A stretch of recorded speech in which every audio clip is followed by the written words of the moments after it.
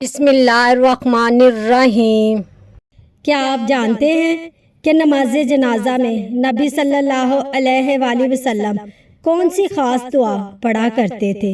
ایک ایسی دعا جو میت کے لیے بہت بڑی رحمت بن سکتی ہے۔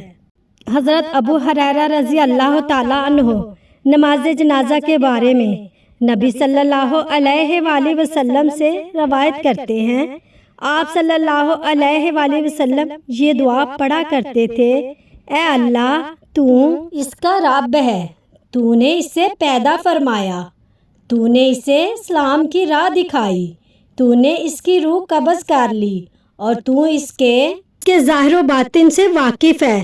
ہم سفارشی بن کر آئے ہیں، اس کی مغفرت فرما۔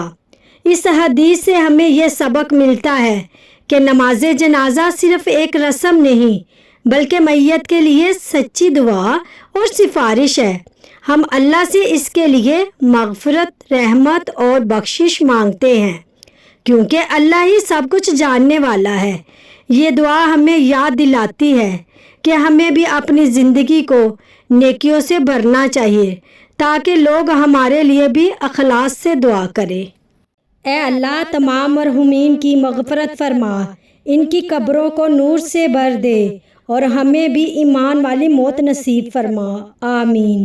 قبر میں جانے کے بعد بھی ایک مومن سب سے پہلے کیا چاہتا ہے، یہ حدیث سنیے۔ حضرت جابر رضی اللہ تعالیٰ عنہ سے روایت ہے، نبی صلی اللہ علیہ وآلہ وسلم نے فرمایا، جب میت قبر میں پہنچتی ہے تو اسے سورج ڈوبتا نظر آتا ہے۔ وہ آنکھیں ملتا ہوا اٹھ بیٹھتا ہے اور کہتا ہے، مجھے چھوڑو، نماز پڑھ لینے دو۔ یہ حدیث ہمیں نماز کی اہمیت بتاتی ہے۔ ایک سچا مومن دنیا سے جانے کے بعد بھی نماز کی فکر کرتا ہے، یعنی نماز صرف فرض نہیں بلکہ مومن کے دل کی محبت اور عادت بن جاتی ہے۔ یہ ہمارے لیے پیغام ہے کہ ہم اپنی نمازوں کی پابندی کریں، کیونکہ یہی عمل آخرت میں کام آئے گا۔ اے اللہ، ہمیں 5 وقت کی نماز کی پابندی کرنے والا بنا اور آخری وقت تک نماز سے جڑے رہنے کی توفیق عطا فرما، آمین۔